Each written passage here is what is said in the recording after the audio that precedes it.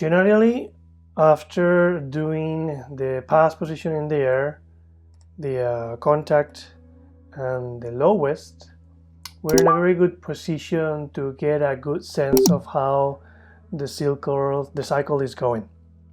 But before doing any playblast, there's a few things that we should do first.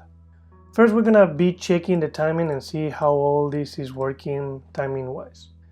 Since this is a shot that has no dialogue and no audio cues that we have to sync to, we have the freedom to create our own timing. When that's the case, what I do, I generally shoot, let's say, a video in order to create some movements with my body as I do some noises, and maybe I use my mouth, or maybe I clap, or I just maybe use my table to do some noises in order to get a timing that I'm happy with. So this is not a video reference. With this, I don't mean to copy anything that I do in my videos. I don't mean to copy it visually speaking on my animation. This is just a reference for timing. Very simple. So this is the video that I took for this cycle. Boom, boom, boom, boom, boom, boom, boom, boom, boom, boom, boom, boom, boom, boom. See, I'm not paying attention to anything in particular, like the performance. I'm just doing a timing that in my head sounds good, and I'm just registering it in video so I can see how to do that in my animation. Boom, boom, boom, boom, boom. When I'm listening to this, I can see that each boom is a step, and when I'm in silence, I'm in a high position. It feels so I'm holding some time in the high position. This is how I am going to get that sense of holding the extremes, by doing steps that are very fast and keeping the character on hold when he is in the highest. So let's see how can I apply that into my animation.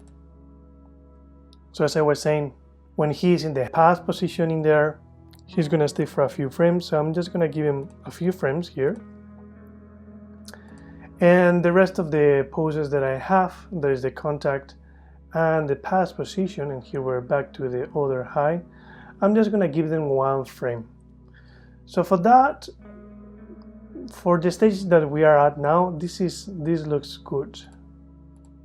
Again, we do that in the same in the other side. Just a few frames holding in the air up here, and then 1 and 2. Okay, so let's have a look and create a playblast. Remember that before doing any playblast, we have to check that the last and the first frame is the same. Let's say that for some example or for some situation, maybe there is a tiny little variation in the last frame. Like this is like that, for example, right? So when we check, we see that, boop, because usually we work in this direction, right? So all the changes that we do are usually in the frame, in the last frame. So that's why what I recommend to do is get all the keys, copy, copy, and we paste it here.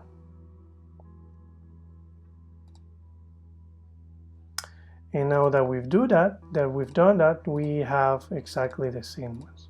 Okay, now we're ready to do playblast. And for that, remember, we only do 13.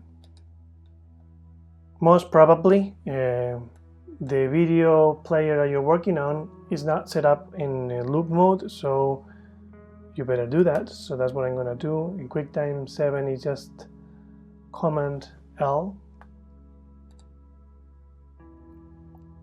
And here it is.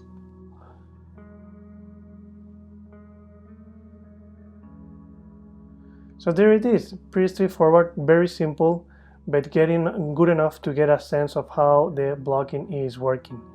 In an ideal situation in a show, if we are working a shot, this will be good enough in order to start or to put it into our scene, so we can start blocking out our shot in case there is like a trajectory or something else is happening.